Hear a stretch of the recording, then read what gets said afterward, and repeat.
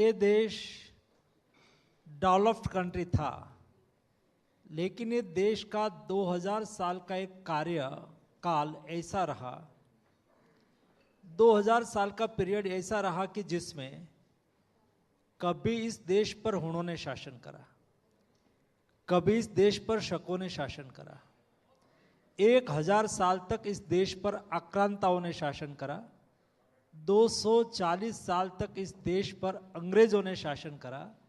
2000 साल की परतंत्रता से एक देश की मानसिकता और गुलामी का लंबा पीरियड होने से हमारा विचारों में थोड़ा सा संकोचन हुआ। बट पिछले एक दशक से मैं देख रहा हूं दोस्तों, मोदी जी के नेतृत्व में देश बदल रहा है, देश आगे बढ़ रहा है, नया भारत का निर्माण हो रहा है। दोस्तों, ये देश में ब्रेन पावर की और मैन पावर की कभी कमी नहीं थी। ये देश में आज भी डेमोग्राफिक डिविडेंड हमारे फेवर में है। 65% पॉपुलेशन बिलो 35 है। ऐसे सामर्थ्यवान देश में जहां 65% यूथ हो, ये देश पुनः जागरण करके विकसित बनने के रास्ते पे चल पड़े। मैं नहीं मानता हूं कि इस देश को विकसित बनने के लिए कोई रोक पाएगा। और इसलिए ही सवाल यही था कि सोच कॉम्प्रिहेंसिव होनी चाहिए, प्रयास कॉम्प्रिहेंसिव होना चाहिए। एक कॉम्प्रिहेंसिव सोच का ही ये नतीजा है, उसकी ही ये परिकल्पना है विकसित भारत। मोदी गवर्नमेंट जो निर्णय करती है वो कॉम्प्रिहेंसिव तरीके से करती है, सीक्वेंस में आगे बढ़ती है। ये देश में डेटा की भी कोई कमी नहीं है, लेकिन मेटा डेटा नहीं है, डेटा आपस में बात नहीं करता है। ये यूथ मेरी बात अच्छी तरह से समझ पाएंगे। जब आप होलिस्टिक अप्रोच के साथ आगे बढ़ेंगे तो आपका गोल को अचीव करने के लिए आपको सुविधा होगी। दोस्तों, स्पोर्ट्स से देश का नेचर है, स्पोर्ट्स से देश का स्वभाव है, स्पोर्ट्स हमारी संस्कृति है। हर घर में अखाड़ा हुआ करता था, हर गली में खेल हुआ करता था। और ये देश में हम ओलंपिक्स में 2, 3, 5 मेडल से हमें संतोष मानना पड़े, ये तो असंभव है भाई। उसको संभव बनाना होगा। ये कभी नहीं हो सकता कि देश मेडल नहीं ला सके, लेकिन उसके लिए कॉम्प्रिहेंसिव थॉट की आवश्यकता होती है। मुझे पता है, जब हम पढ़ते थे तब हमारे माता पिता हमको कहते थे खेलो मत, पढ़ने में ध्यान रखो। आज एक दशक में सोच बदली है। आज एज ए पेरेंट हम अपने किड को, बच्चे को कहते हैं खेलो भी और पढ़ो भी। ये सोच में बदल हुआ है। क्यों, कैसे सोच बदली? आपने देखा होगा, आज से 12 साल पहले 2014 में जब मोदी जी देश के प्रधानमंत्री बने तो स्पोर्ट्स सेक्टर में मोदी जी ने एक कॉम्प्रिहेंसिव अप्रोच लिया कि भाई पहले तो ये देश में स्पोर्ट्स के प्रति रुचि कैसे बनाए। तो रुचि बनाने के लिए सबसे पहला प्रयोग करा उन्होंने फिट इंडिया। व्यक्ति फिट होना चाहिए। कोई भी देश को डेवलप्ड कंट्री बनना है, देखो ये डेवलप्ड कंट्री की सोच का एक पार्ट है। डेवलप्ड कंट्री बनना है तो पहले देश के नागरिक स्वस्थ हो, बहुत आवश्यक है। जो नागरिक स्वस्थ होगा, ये देश में स्वस्थ समाज का निर्माण होगा। स्वस्थ समाज ही समृद्ध राष्ट्र का निर्माण कर सकता है। It is holistic approach. नागरिक स्वस्थ बने, उसके लिए फिट इंडिया की बात करी, लेकिन फिट रहने के लिए खेलना चाहिए, तो खेलो इंडिया की बात करी। तो पहले फिट इंडिया की बात करके लोगों को सेंसिटाइज करा, उसके साथ खेलो इंडिया जोड़ दिया। चलो भाई, सारे देश के युवा देश खेले, खेल के मैदान में आए। तो धीरे धीरे 5-7 साल में देश में खेल के प्रति रुचि बढ़ने लगी। और फिर मोदी जी खेलो इंडिया के क्रम को एकदम सिस्टमाइज करना चालू करा कि भाई खेल कहां से चालू होना चाहिए, खेल की टैलेंट कहां पड़ी हुई है। तो मोदी जी ने कहा खेलो इंडिया स्कूल गेम्स का आयोजन करो। सारे देश में 6.5 लाख स्कूल में खेलो इंडिया स्कूल गेम्स का आयोजन। उसमें से टैलेंट को आइडेंटिफाई करो। उसके बाद ये बच्चा यूनिवर्सिटी में जाएगा तो खेलो इंडिया यूनिवर्सिटी गेम्स। बाद में बच्चा कॉलेज के बाहर जाएगा लेकिन युवा है, खेलो इंडिया यूथ गेम्स। ये देश में ट्राइबल एरिया है, 9 स्टेट में ट्राइबल एरिया बहुत बड़ा है, तो ये ट्राइबल में बहुत टैलेंट पड़ी हुई है। तो मोदी जी ने कहा खेलो इंडिया ट्राइबल गेम्स। ये देश की विविधता को पहचाना। देखो ये देश का पोटेंशियल देखो, हमारे यहाँ एक ही सीजन में, एक ही टाइम में, आप हिमालयन रेंज में जाओ स्नो फॉलिंग होता हो, आप राजस्थान के रेगिस्तान में जाओ 45-50 डिग्री टेम्परेचर हो, यही डेट में आप साउथ इंडिया में तमिलनाडु चले जाओ, वहां रेनी सीजन चलती हो। तीनों सीजन एक दिन में कोई देश महसूस करता हो, ये देश का नाम भारत है दोस्तों। ये भारत की डाइवर्सिटी को हार्नेस्ट करने के लिए मोदी जी ने कहा खेलो इंडिया स्नो गेम्स, खेलो इंडिया बीच गेम्स, खेलो इंडिया नॉर्थ ईस्ट गेम्स, खेलो इंडिया ट्राइबल गेम्स। ऐसी खेलो इंडिया श्रेणी में अलग अलग गेम्स को ऐड करके जो ट्रेडिशनल हमारे देश के युवाओं में स्पोर्ट्स पोटेंशियल है उसको हार्नेस्ट करने की कोशिश करी। तो 2 स्टेप, उसके बाद तीसरा स्टेप लिया कि भाई अभी हमें देश में बड़ी बड़ी इवेंट देश में लानी है। देश में कॉमनवेल्थ का बीड हमने जीत लिया, लेकिन 2036 के लिए ओलंपिक्स के लिए भी भारत ने बीड करा। तो ओलंपिक्स का हमें 2036 में भारत में आए उसकी तैयारी करना है। तो उसके लिए एक होलिस्टिक स्पोर्ट्स का प्लान बनना चाहिए, एक विजन डॉक्यूमेंट होना चाहिए। तो खेलो भारत नीति आई, खेलो भारत नीति स्पोर्ट्स पॉलिसी। एक खेलो भारत नीति, देश में हम खेल को कैसे आगे बढ़ाएंगे, देश में मेडल टैली कैसे बढ़ाएंगे, देश में फेडरेशन को कैसे ठीक करेंगे, देश के हमारे टैलेंट को कैसे हार्नेस्ट करेंगे, उसका विजन देता है। तो खेलो भारत नीति आई। खेलो भारत नीति का एक वर्टिकल था कि देश में फेडरेशन एक जरूरी स्टेक होल्डर है। स्पोर्ट्स सेक्टर में 4 स्टेक होल्डर होते हैं।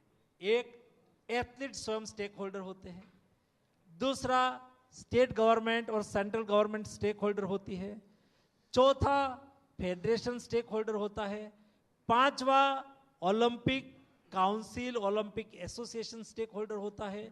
ये सबका तालमेल से आप आगे बढ़ेंगे तब जाके आप मेडल टैली में आगे बढ़ पाओगे। तो हमारे फेडरेशन में गुड गवर्नेंस लाना था, देश में स्पोर्ट्स इंफ्रास्ट्रक्चर डेवलप करना था, देश में स्पोर्ट्स एडमिनिस्ट्रेशन में गुड गवर्नेंस लाना था। तो 1985 से एक स्पोर्ट्स गवर्नेंस बिल लिगरिंग हुआ करता था। कोई पार्लियामेंट में आया, 2 बार कैबिनेट तक आके वापस गया, कोई पास नहीं करता था। तो मोदी जी ने चौथा स्टेप लिया कि हम स्पोर्ट्स गवर्नेंस बिल को पारित करेंगे। पार्लियामेंट में पारित करा। ये स्पोर्ट्स गवर्नेंस बिल क्या करता है, तो जिस देश में एथलेट स्पोर्ट्स है, स्पोर्ट्स का सेंटर एथलीट होता है, प्लेयर होता है। तो पहले स्पोर्ट्स में एथलीट तो कोई था ही नहीं। जिस सेंट्रिक सारी व्यवस्थाएं होती है, इस सेंटर का मेन बिंदु ये एथलीट। तो ये sports governance bill athlete centric बना। ये स्पोर्ट्स गवर्नेंस बिल में ये देश में 50% महिला है। आज मेडल में भी 50% महिला आती है। तो फेडरेशन में महिलाओं को कैसे प्रतिनिधित्व मिले, एथिक कमेटी में महिलाओं को कैसे प्रतिनिधित्व मिले, एक क्लीन गेम्स कैसे हो, उसके लिए महिलाओं को भी प्राथमिकता दी गई। आज तक स्पोर्ट्स में क्या होता था, स्पोर्ट्स में एज ए मैं मिनिस्टर बना तो फेडरेशन में आपस में चुनाव होता है। तो चुनाव में जो हारता है कोर्ट में चला जाता है, और जो कोर्ट में चला जाता है तो झगड़ा दोनों स्पोर्ट्स एडमिनिस्ट्रेशन फेडरेशन का होता है, लेकिन सफर एथलीट करता है। तो डिस्प्यूट 350-400 ऐसे केस चल रहे थे। और उसमें आधा से ज्यादा फेडरेशन उसमें ही उजले रहते थे, तो एथलीट के प्रति ध्यान ही नहीं दे पाते थे। तो हमने स्पोर्ट्स गवर्नेंस बिल में एक ट्रिब्यूनल बना दिया कि भाई किसी का झगड़ा लेके हाई कोर्ट में जाना ही नहीं, हाई कोर्ट से नीचे की कोई कोर्ट में नहीं जाना है, ट्रिब्यूनल में ही जाना। तो डिस्प्यूट रिजोल्व करने के सिस्टम को स्ट्रीमलाइन करी गई। और चौथा, पैरा एथलीट भी एक स्ट्रेंथ है, दिव्यांग जन को भी स्पोर्ट्स में पार्टिसिपेशन करने की अच्छी अपॉर्चुनिटी मिले, अच्छी सुविधा मिले, इसलिए sports governance bill athlete centric बना, महिलाओं को प्रोत्साहन देने वाला बना, डिस्प्यूट रिजोल्यूशन सेंट्रिक बना, और हमारे दिव्यांग जनों को स्पोर्ट्स में पार्टिसिपेशन करने के लिए सुविधा देने वाला बना। स्पोर्ट्स गवर्नेंस बिल ये चौथा रिफॉर्म आया। ये ही सीक्वेंस में स्पोर्ट्स गवर्नेंस बिल आ गया। तो अभी क्या करना है, तो ये मेडल टैली 10 साल में हमने विकसित भारत का एक लक्ष्य रखा कि हमें 10 साल में 1 से 10 क्रम के मेडल टैली में आना है, 1 से 10 क्रम के स्पोर्टिंग नेशन के रूप में उभरना है। तो उसके लिए 10 साल का रोड मैप तैयार करा कि भाई हमें 1 से 10 क्रम में मेडल टैली में आना है, स्पोर्टिंग नेशन में आना है, तो हमारा इंफ्रास्ट्रक्चर कैसे होना चाहिए, हमारा एडमिनिस्ट्रेशन कैसे होना चाहिए, क्लीन स्पोर्ट्स कैसे होना चाहिए, स्पोर्ट्स साइंस कैसे होना चाहिए, उसका 10 साल का रोड मैप बना है। ये 10 साल के रोड मैप में आप देखते होंगे हर सप्ताह में एक पॉलिसी आ रही है। ये पॉलिसी को लेके हम आगे बढ़ेंगे। फॉर एग्जांपल, अभी 10 दिन पहले एक पॉलिसी हमने निकाली कि भाई सिलेक्शन कैसे होगा। तो हमने तय करा कि कोई भी कंपटीशन में पार्टिसिपेशन करने के लिए ओपन सिलेक्शन होगा, ऑन कैमरा होगा, कोई धांधली नहीं होगी, किसी की लागवग नहीं होगी, जिसमें परफॉर्मेंस है वो ही कंपटीशन में खेलने के लिए जाएगा। तो open selection, on camera, with observer, वहां भारत सरकार का एक ऑब्जर्वर होगा, तब सही सिलेक्शन होगा। तब सही सिलेक्शन होगा तो सही प्लेयर खेलने के लिए जाएगा, मेडल लेके आएगा। दोस्तों, ये रास्ते पे हमने मेडल स्ट्रेटेजी तैयार करी। तो 10 साल का रोड मैप बन गया, ये 5वां रिफॉर्म। और मोदी जी ने कहा कि हमें स्पोर्ट्स सेक्टर में विकसित भारत में 1 से 5 क्रम का स्पोर्टिंग नेशन में 25 साल में, जब देश आज़ादी का शताब्दी दिवस मनाता हो, तब हमें 1 से 25 स्थान में 1 से 5 के क्रम में आना है। 25 साल का अमृत काल में ये रास्ता पे चल के हम देश को एक बेस्ट और देश के 1 से 5वें क्रम का स्पोर्टिंग नेशन बनाने की दिशा में एक होलिस्टिक अप्रोच से काम करना चालू करा है। उसका सबसे बड़ा स्टेक होल्डर यहाँ मेरे सामने यहाँ युवा विशेष बैठे हैं, ये युवा है। दोस्तों, निश्चित तौर पर मानिए आपके सपनों का भारत बन रहा है, जिस भारत को आपको जीना है। जो आज 50 के एज के आगे पीछे का है वो तो 25 साल के बाद 75 का हो जाएगा, लेकिन जो आज 25 का है उसको विकसित भारत को जीना है। आपके सपनों का विकसित भारत बन रहा है, आपके सपनों का विकसित भारत बने, इसलिए मोदी जी ने युवाओं को भी एक स्टेक होल्डर के रूप में सुना है, और एक स्टेक होल्डर के रूप में युवा भी आज विकसित भारत में कदम से कदम मिला के मेरा यूथ अफेयर्स मिनिस्ट्री के द्वारा कई एफर्ट हो रहा है, उसमें जुड़ के अपना कंट्रीब्यूशन कर रहे हैं। आपने एक अच्छा कार्यक्रम आयोजित करा है, मैं आपको हार्दिक शुभकामनाएं देता हूं। एक चीज, लेबर मिनिस्ट्री, आपका लेबर मिनिस्ट्री है, 1 मिनट में समय है, बस आपके लिए 1 मिनट समय है। 1 मिनट में लेबर मिनिस्ट्री में जिस तरह लेबर कोड आपने जो जारी किया, सुधार लगातार जो श्रम मंत्रालय में हो रहा है, उसको 1 मिनट में थोड़ा शॉर्ट शब्दों में, क्योंकि आपको पार्लियामेंट भी जाना है। मैं समझता हूँ बहुत कुछ करने जैसी बातें हैं। फॉर एग्जाम्पल, यहाँ आपने उल्लेख करा तो मुझे अच्छा भी लगा कि नहीं केवल मैंने स्पोर्ट्स की बात करी, वैसे ही लेबर सेक्टर में अंग्रेज के समय में बना हुआ 29 कानून आज भी लेबर सेक्टर में हुआ करते थे। ये समय की मांग अलग थी, ये समय की टेक्नोलॉजी अलग थी, ये समय का वर्क कल्चर अलग था, लेकिन बदलते हुए समय में हमें कानून को बदलना चाहिए। 70 साल तक 75 साल तक किसी ने कानून में बदलाव नहीं करा था।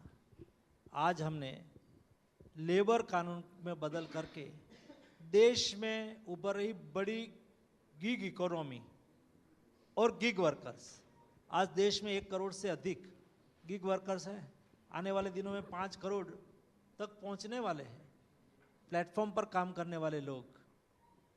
ऐसे हमारे गिग वर्कर्स के लिए हमने सोशल सिक्योरिटी का प्रावधान अभी न्यू लेबर कोड लागू करने से करा गया है। ये न्यू लेबर कोड देश के हर युवाओं को अपना अपॉइंटमेंट लेटर देने की गारंटी देता है। इसलिए ज़रूरी है, आज कोई इंडस्ट्रीज में युवा काम कर रहा है, उसके पास अपॉइंटमेंट लेटर नहीं है, ईश्वर ना करे लेकिन किसी का एक्सीडेंट हो गया और कई बार एस्टैब्लिशमेंट हाथ खड़ा कर दे, तो ये अपॉइंटमेंट लेटर उसको मदद करेगा कि उसकी अपॉइंटमेंट आपने की है, आपको उसको सारी सुविधा और व्यवस्था सरकार को भी देनी है, सोशल सिक्योरिटी भी देनी है। मनसुख भाई, क्योंकि आपके पास समय कम है, क्योंकि लगातार आपके मंत्रालय की ओर से क्योंकि आपको संसद भवन में पहुंचना है, तो मैं समय नहीं लूंगा और आप आए इसके लिए बहुत बहुत शुक्रिया। धन्यवाद सर, आपका इंडिया न्यूज़ के खास कार्यक्रम मंच में आने के लिए, और आपने अपना कीमती वक्त जो है वो इंडिया न्यूज़ के साथ साझा किया। सर प्लीज़ आपसे रिक्वेस्ट करेंगे कि फोटो के लिए आगे आए। डॉक्टर मनसुख मंडाविया जी, एक फोटो के लिए हम आपको बुलाते हैं मंच पे। कार्तिकेय शर्मा जी, हमारे ITV नेटवर्क के संस्थापक और राज्यसभा सांसद को भी मैं बुलाता हूं। इस खास लम्हा को हम एक तस्वीर में कैद करना चाहते हैं। बिल्कुल, बहुत बहुत जाहिर तौर पर बहुत बहुत शुक्रिया सर आपका आने के लिए, अपना खास समय जो है, कीमती समय जो है वो इंडिया न्यूज़ के साथ साझा करने के लिए। बहुत बड़ा रिफॉर्म था ये, बहुत बड़ा रिफॉर्म था एनडीए सरकार का, उस पे चर्चा की, आज कोड का डिकोड किया।